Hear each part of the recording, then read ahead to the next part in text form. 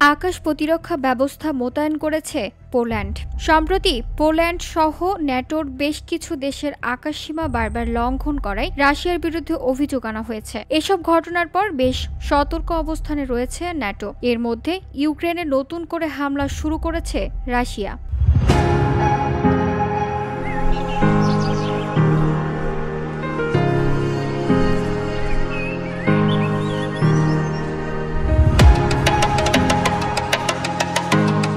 Poland এবং এর মিত্র দেশগুলোর বিমান প্রতিরক্ষা ব্যবস্থা দেশটির আকাশসীমা সুরক্ষিত করার জন্য মোতায়েন করা হয়েছে। যে কোনো ধরনের সম্ভাব্য হামলা প্রতিহত করতে বেশ সতর্ক রয়েছে দেশটি। পোল্যান্ডের সামরিক বাহিনী জানিয়েছেন তারা বর্তমান পরিস্থিতি পর্যবেক্ষণ করছে। একই সঙ্গে তারা জানিয়েছে যে তাদের কমান্ডের অধীনে থাকা বাহিনীর সদস্যরা তাৎক্ষণিক প্রতিক্রিয়ার জন্য সম্পূর্ণ প্রস্তুত রয়েছে।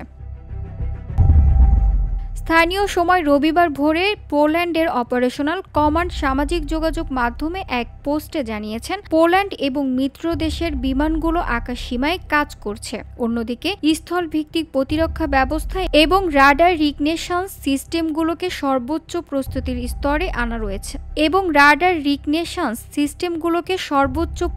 স্তরে আনা হয়েছে।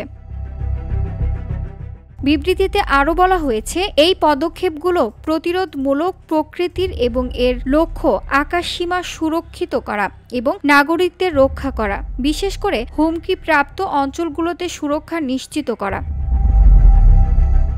এদিকে জার্মানি, ডেনমার্ক, নরওয়ে এবং পোল্যান্ডের বিমানবন্দরও সম্প্রতি অজ্ঞাত ড্রোনের কারণে ফ্লাইট স্থগিত করা হয়েছে। রোমানিয়া এবং এস্তোনিয়া এসব ঘটনায় রাশিয়ার দিকে অভিযোগ তুলেছে, তবে মস্কো এসব অভিযোগ প্রত্যাখ্যান করেছেন।